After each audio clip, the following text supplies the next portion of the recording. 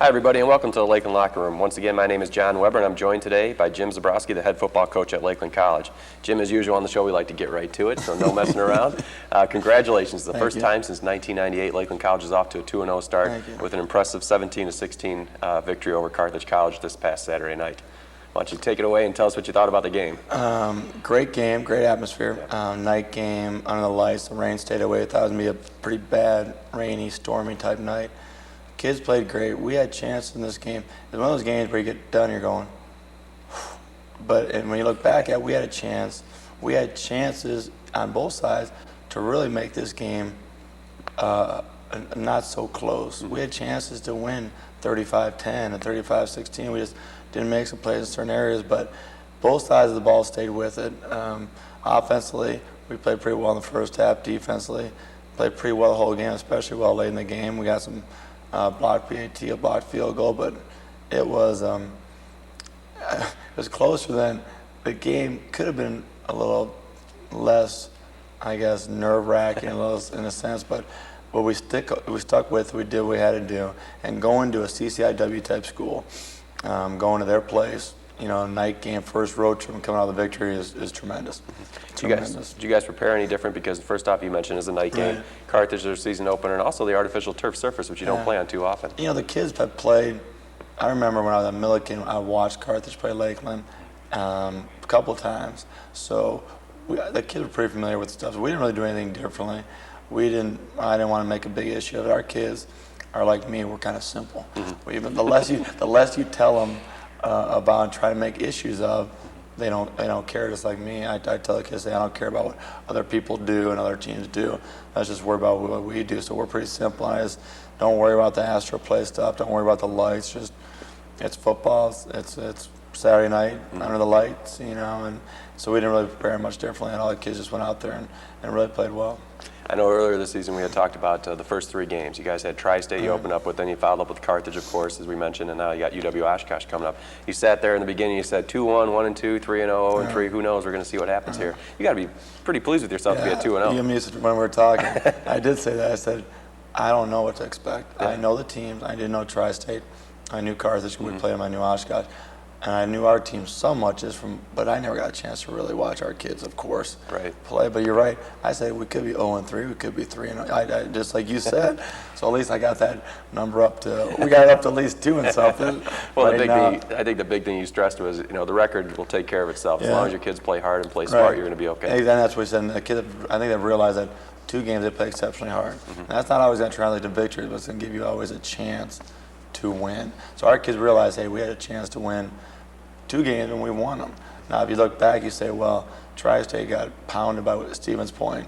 So we knew that after you look at that game, we realized we could beat them pretty well.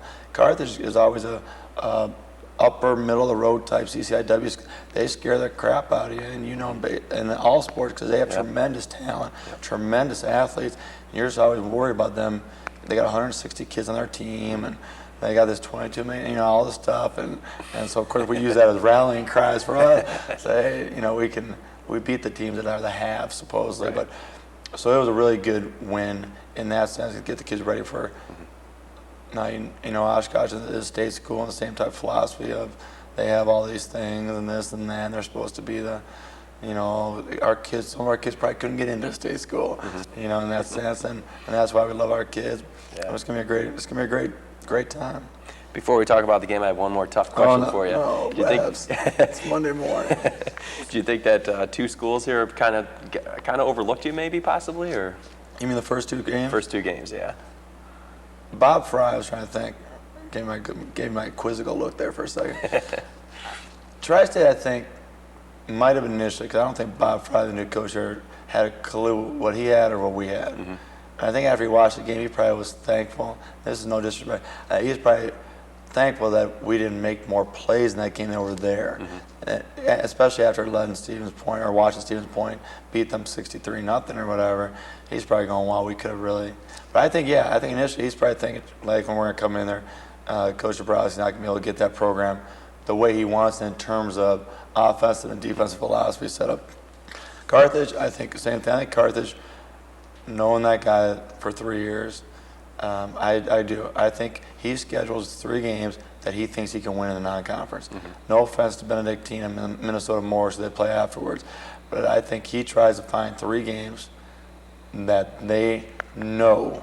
So I do. I think I don't know, because I knew they beat them last year. I really thought it was a fluke. I think he thought it was a fluke last year. Lakeland beat Carthage. I think this year he thought, hey, no way is Lakeland going to be able to become physical and beat us in a physical style CCIW type game. And we did. So you're right. I think he did. I think Oshkosh is going to do the same thing. I think Oshkosh thinks we're a state school. You know, we played Concordia, Wisconsin. We beat them last week. And we played whoever they played the first, I just watched it, Upper Iowa. And we beat them. And we're going to schedule teams we can beat too, because we got the tough Wisconsin State, whatever it is. So I think he does the same thing. So I think they will also think, well, if we beat Concordia, you know, we're going to beat Lakeland too. Let's go. Well, I'm sure Carthage thought they were in for a cakewalk when they had jumped out to a 10-0 lead early in the first quarter. But you had to be real proud of your kids coming back. First off, Carthage jumped out on a 25-yard pass play early about midway through the first quarter. 8:47 mark to take a 7-0 lead. What happened on that play? They ran a bootleg, as a matter of fact. We lost our starting cornerback. It looks like we probably lost for the season. About 3 plays before that, had a freshman go in there at that spot. They ended up running a bootleg and ends up making a great throw. Good coverage, giving a great play. And I was most proud that moment. I watched our young man on defense. You know, his guy beat him, even though a touchdown they're given up by the team. But I knew he felt bad because his guy beat him, and everybody could see it. You know, the DB are out there on an island. And I watched Mark Edmonds, some of our older kids, Roosevelt, more go, hey, it's okay, Quinn. Instead of saying, you son of a gun, you know, hey, you can't. They just go pick them up. They said, hey, because they knew he had to play the rest of the game. They're going, hey, I just saw him in the end zone. It's okay, Quinn, let's go. Quinn played outstanding the rest of that game. So even though that play was a turning point, maybe they thought for them. For me, I looked at it and said, darn, either Quinn's going to bounce back as a young man, freshman, Quinn Broswell, as a young freshman playing a big-time game, or he's going to go into a shell. And those kids bounced him back, and he played outstanding the rest of the game. So we got beat, and then they kicked field goal. They drove down and kicked field goal. I think it was 10-0 before we got our engine started. And that wasn't a chip shot either, a 47-yard field goal. And that was good from 60 Webb. That was an amazing kick. That was. Well, the nice thing is, as I mentioned before, you guys had to be really proud of how your guys bounced back. Right. Like, kind of indicative of what happened with Quentin there, how your guys picked him up and everything too. I mean, you guys just bounced right back and right away. Yeah. We got, I got, calling the offense play, I got ticked off because we were kind of, we made, out of the first 5 plays, our quarterback, Brent, was a great kid. He called the wrong play twice. Just read the wristband wrong. He's a great kid. He just made him. So I'm going, gee, we couldn't get any rhythm going. So finally we got a first down. Then I just said, screw it, and we ran a reverse to Jeff Taft. That play we scored 40 yards off an option reverse. I mean, we got to about the 10-yard line. Next play, Lupke scores, 10-7. Next series, Mintz Cooper, and we'll see some of his highlights in a few minutes. One of our kids on special teams causes a fumble. We get the ball right back. I think it was a touchdown or a field goal. Next thing you know, we're even or ahead. I think it was 14. We scored against 14-10 or 10-10, and then you guys went 17-10. And then we scored again. It happened really fast. So that guy was going, the defense held. We just went bang, bang, bang, and all of a sudden we had the momentum, and we just couldn't. That's when we started missing some plays where we really could have.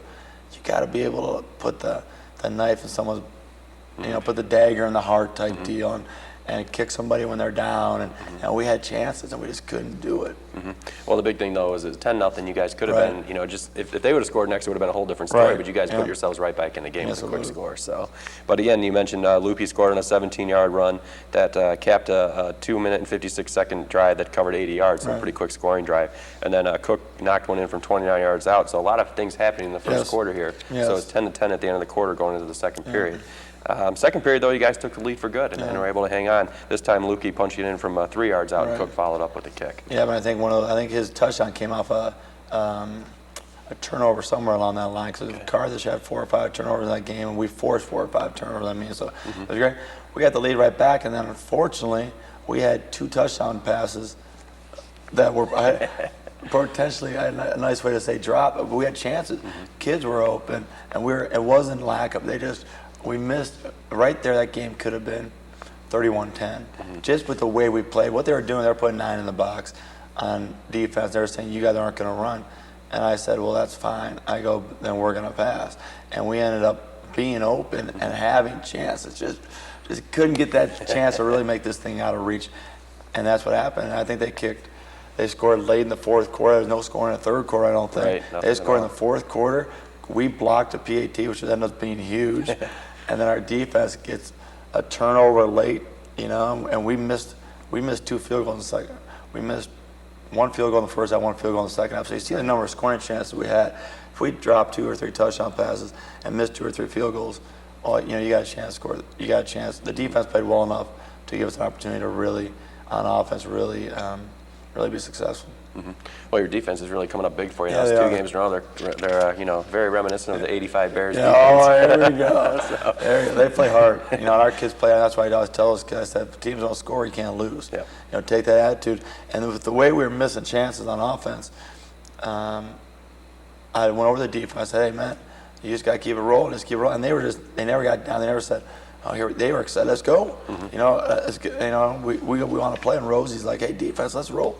Let's roll. And there's another chance for them to go out there and play. It's kind of neat now. Two times in a row you've had big plays, I guess, or big turning points in the game on extra points. Yes, it was. Yep, against Tri-State last week, they hit one off the upright, and then of course this one you mentioned you blocked. So that's 2 big turning points on the special teams. Yeah, plays. it was, and we came through, and that was huge because our defense, after getting a touchdown drive, because they went 4th and 1, they hit a 60-yard bootleg. Great call on 4th and 1 for them, which got them in position to score that touchdown. Our defense could have been all mopey-dopey and said, hey. Instead, they got the front, we called a big 4, we rushed 4 up the pipe, and those guys just did it and blocked it. Next thing you know, 17-16, and we ended up winning. We got about 1 minute, so I just want to kind of get a quick recap. What'd you say to your kids at the break now? You guys are up 17-10, and what'd you just... I grabbed our kids together and I said, defense, it's a good job recovering from initial shock a little bit of what's going on. Keep it up, keep creating turnover. I felt that their quarterback would make plays in our favor. I just felt that they're going to make some mistakes. And I really felt the way I go, just keep pressuring, keep pressing, keep doing that. And offense, I said, man, we had a chance. I said, it could have been 31-10 right now without anything different besides, making plays. But it's not. Right. Whatever you're dealt the hand, whatever those sayings, all those cliches in sports. And I said, well, we're dealt 17-10, and we just got to do what we do and keep doing it, but realize we're putting 9 in the box, we're going to keep throwing it. And we just didn't make plays in the passing game that were there. But I said, keep doing what we're doing. We just got to protect the football, defensively, get turnovers, and we'll see what happens. Okay. Getting this time, we got to go to break, so we're going to come back and talk a little bit more about individuals and, of course, your upcoming game with Oshkosh. Stay right here. We'll be right back with more on the Lakeland Locker Room. Properly inflating my tires burns less fuel and saves me money on gas. Yeah, I'm saving Mother Nature from pollution, but more importantly, she saved me $11. Ow! Environmental defense. Get green. By keeping my car regularly tuned, I save money on gas and repairs. That also means cleaner air. Feels good to help save the cash, planet. Environmental defense. Get green. For more tips, go to getgreen.com. Kids aren't afraid of other kids. Or people with different colored skin. That's because kids know there are other things. Worse things. Bigger things to be afraid of. Like monsters from outer space. Remember, friends come in all colors.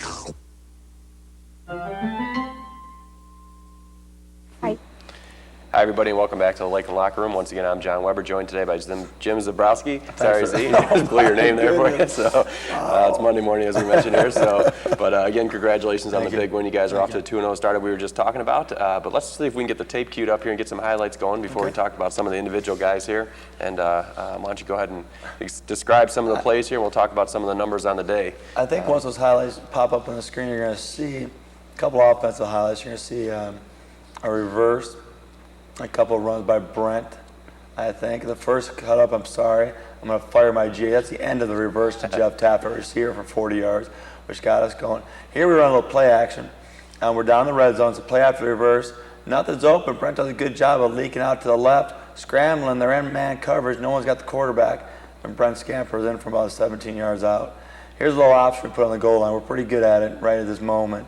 We do a pretty good job. Brent just keeps it in, being 6'4", not too bad. This is Nick Hunter, gashing around the outside for about 15. So we did have some opportunities in the run game too. We still rushed for 160, 170, and hopefully it could have been more. But we kind of got into that throwing mode. This is the kicker. This is a big play. We're down 10-7. Coop, we call him Coop. He's about 5'5". One of our backup fullbacks does a great job of stripping this kid. We get the ball right back and end up kicking a field goal to tie the game back up. You're going to see a couple of turnovers by Carthage, which our defense just creates here. And they've always had problems in the passing game. Just sometimes I think they just chuck and duck sometimes. This is Ryan Vanderloo from Sheboygan Falls making the play. We ripped on him because we said we should have kept it outside instead of ran across the field. This is our defense just run down outside zone. The running back is pretty darn good. He's a very good Washington, very good player. Our defense just swarmed. This is a couple of guys, Voight and Sam Schraner, a couple of guys blocking this punt right up the middle. The only bad thing that happened was we couldn't get it going and bounce backwards. But it was a great job. Sammy's a Howard's Grove kid. Great job. This is 4th and 1. Great job by our defense. This is about second quarter or first quarter. 4th and 1, we stop them, plus we create a fumble, plus we gain about 25 yards of field position. And it's just a front four. We just gave their front four a beating right there. Nick Zeck and the rest of those guys just stroked them pretty good. And we got the ball back right there.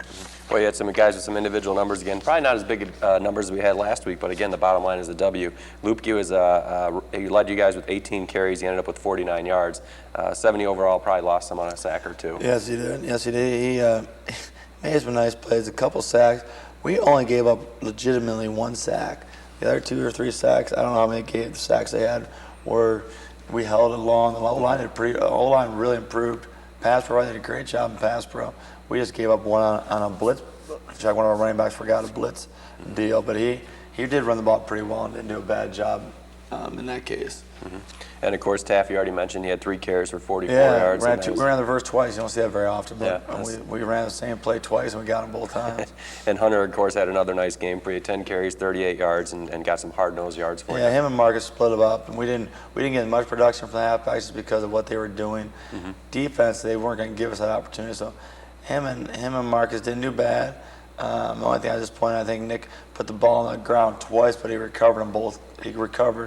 We recovered them both times, but he did put the ball on the turf twice, and we just can't have that. Mm-hmm. Now, Brent actually, first play of our game, he got sacked when our tight end was open, and he put the ball on the turf, and we just recovered it. So we really got some breaks also, which helped us early. Yeah, Lupke finished 13 of 36 for 112 Which sounds yards. so bad. And I looked at that stat, I felt like when I was looking at the stats, I looked at them, I'm going, I thought we threw for like 200, 220. I looked like 100.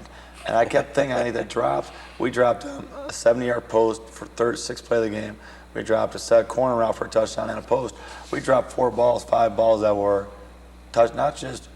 were touchdowns, which would have been made a better day than Brent, and unfortunately missed a couple. So we're not instant. We thought we are. I mean, we're getting closer, but we need to make those plays against those teams. I told them we got to have a killer instinct and really finish some teams off, and that's the plays that hurt us. Mm-hmm. Taff led the receivers with 5 catches for 53. Mm-hmm. Hunter and Barron both had 3 catches for over 20 yards. Yeah, so we spread it around pretty well again, and Jeff's the kind of kid that I want him to touch the ball 10 times a game. He's going to get some kickoff returns, but he's just got to get his hands on the ball. Mm-hmm. On the defense side, Ryan Vanderloo, another second time in a row, his name's popped up. He had 7 tackles. He did a great job, and his coach at Sheboygan Falls called the other day and said, I didn't know Lou was over there. And Lou was at Carroll for last year, and he transferred in. He wasn't going to play. He's a baseball kid too, so he came and talked to us. And he was going to play baseball, not football. And Coach Creek saw him walking around and said, come here, Brian, and started talking to him. And ends up doing he's our long snapper too, and we're really blessed or fortunate, whatever you call for him to step up and really come and do a nice job. He got dinged a little bit, but he'll be okay. He ended up missing a little bit of the last game too. Mm-hmm. A couple other guys that stood out, Zek, as you mentioned before. Mike Gregory, Roosevelt Moore also had quite a few tackles for you. Inside linebackers do a good job. They don't get a lot of recognition. Sometimes they're like the O lineman of the defense. Sometimes where they won't make the big. They just make those they clog up the middle, and you don't see the big, huge hits. They just clog up the middle and beat people up inside, and they do a great job. And then the guys that had the 3 picks will give them a little pub, as you like to say. Yeah, Ryan pub. Vanderloo, of course, you saw that on Yeah. tape, and then Jacob Vigilante had a nice one. Viz had a huge one, returner for I think 60, 70. Yep. I ripped him because I said, "You got to take that to the house, son. You're that close." And then Paul Daniels, Yep. your baseball boy, had one too. He did a great job. And I think that we have one more, or do we have 3? Just 3. 3, and then we recovered we fumbled on that kick, and we caused that fumble on 4th down. So yeah. Those 3 plays were huge. And 2 of them were all 3 of them were from outside linebackers. That's great drops, and Paul, he's like 6'4", whatever he is. Huge wingspan. Big is 6'3" or whatever. He's got a huge wingspan. And Van Loo's the short one out of the crew. But they do a good job. Coach Creek's doing a great job on defense, getting those kids going. Yep. And really doing a good job of understanding the run pass game situation and understanding what the offense is trying to do to you. And of course, the guys that had the sacks, Zach, Benton, and Ferguson, were the guys that picked up the sacks. Yeah, for and Zach's was huge. I think his might have been the last play of the game. I forgot who they credited to. Zach, they did a good job pressuring for the most part all night. And Carthage is big. You've seen in the past and when we played Lakeland, and they're a very scary. Anytime I was in the CCIW, I was coaching in Milliken, everybody was scared to death of Carthage because they have the facilities they have, and they get 160 kids, and they get tremendous athletes, and you're going, man, they're big, they're strong, they're fast, they're physical. It's going to be interesting.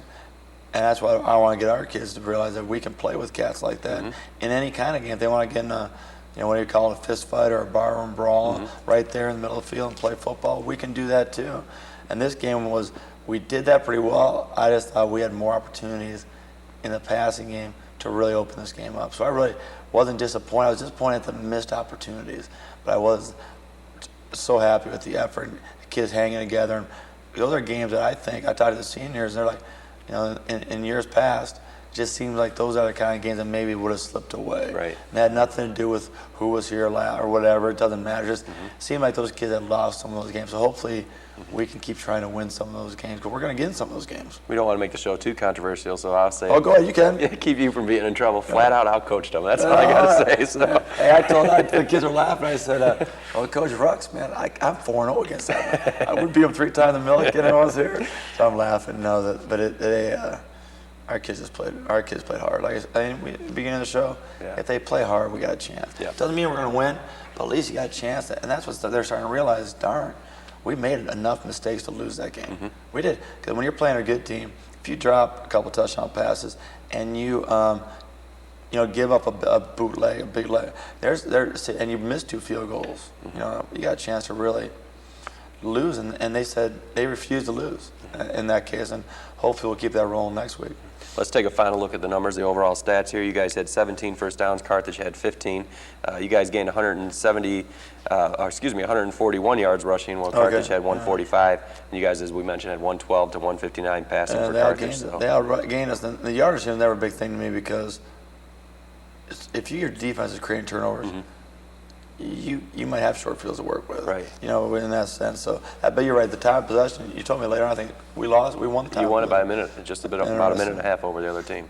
Yeah. So even when we threw the ball, we still ate up a little more clock, and that's good. Exactly. So, well, let's talk about Oshkosh now. You got them coming up on the road again. So this is the big game for you guys. The Wisconsin State School enrollment 10,000. Lakeland, as we just found out, 835. 835 proud, right. buddy. So what do you think about that? What's the mindset going into that game? Excitement in a sense of where they're 2-0, we're 2-0. And right now they beat Concordia last week, Concordia, Wisconsin. And a lot of people were picking Concordia and McMurray or one of those 3 teams to win our conference. Right. I think a lot of people are picking Concordia. I didn't even look at the preseason polls and whoever picked. I don't even know if we have one, because I really don't care. I think Concordia and McMurray and Aurora are always, and they beat 21-3 last week. Oshkosh beat Concordia, so they're excited. Probably thinking, hey, Lakeland hasn't beat Concordia in I don't know how many years. Right. The Cheese Bowl and isn't the Cheese Bowl or something like that. In fact, last year they absolutely smoked us too. Right, So. and that's just they're probably thinking, hey, and I think they're thinking, hey, we got an easy one getting ready for our conference, and so that's gonna be a motivational factor. I don't think I'm saying much. I told our kids, you want to be the best team in the state, well then you got to go, and I want to play state schools. And some people think, hey, the numbers don't. It's not. it's football. Once you get out there, it doesn't matter how many kids are in your school. It matters how many kids are on your football team, how many kids are willing to play. Going into this game, total excitement, total enthusiasm. Hey, let's go. There's no, if you want to use the nothing to lose at it, that's fine. It doesn't matter, to them. They're thinking they're going to win. To us, I think our kids are excited. I said this is a great opportunity for us to make a stand, to shock Wisconsin, because everybody, I think, and I could be wrong here, but I thought Lakeland was the last team to beat a state school. I think they beat Platteville years ago, 5, 6 years ago, somewhere in that area. So nobody really plays them anymore because they don't want to, and I want to, because you got to figure out, if you want to be the best in the state, you got to play the best in the state. Right. If they're the best teams in the state, then you might as well keep going at them and seeing what you can and can't do. So that's good. The only downer is, looks like we're going to lose Matt Swain, one of our starting DBs, and Eric Boyd, one of our free safeties, might not play this week. They got a little dinged up in that game. So it's the first injury, per se, this year of kids that we might lose for the, Eric Fritz is out, but he's coming back. But looks like we might lose 2 defensive kids. But, hey, we'll go with what we got. There ain't no excuse. We're going to have fun. We're going to have fun. Once you get on the field, it's your best 11 versus their best 11. It's showtime. And they're going to knock us. They're going to play us in a night game again. And anything they can to put a little more. But we'll have a great crowd. I was really proud is a stupid word to use, but just so happy to watch a big crowd. I mean, we had a huge gathering. I talked to Eric Boyd's brothers after the game, one of our players. He's like, we could barely find a seat in our side of the stand, and that's terrific. And after the game, there's, I just love the excitement of these people. So happy that they don't care if it's 3-2 or 55-54. They just see, wow, we're 2-0. We're in the right direction, and this is a great opportunity for us, and we're gonna let it rip. We're gonna go in there and see what happens. We're not gonna be in awe by any means. We're just gonna say, this is a great football game. Let's go. Okay. Unfortunately, we're out of time here. We're getting the sign. I got to wrap it up. Do a little Lakeland recap from this past weekend. So, congrats again, Coach. though. Yeah, good job again. See you next Monday. Next Monday again. We got the UW Oshkosh game this Saturday night at UW Oshkosh. A great opportunity for the Muskies. Again, enrollment 835 versus 10,000. Doesn't matter when you get on the field. So, the Muskie football team currently 2-0, as we talked about. The volleyball team took a rough weekend this past weekend up at St. Thomas in Minnesota. Finished 0-4, getting swept in all 4 matches. However, again, it's a young team. Keep watching them because they're going to get better as the season goes along. And the men's and women's soccer team took a unique trip, went out to Oregon. Both teams finished 0-2 against some of the top teams in the country, but got to do some whale watching, got a great life experience as well. So if you get a chance, stay with us or make sure you come out to Oshkosh this weekend, and we'll see you next week on the Lakeland Locker Room.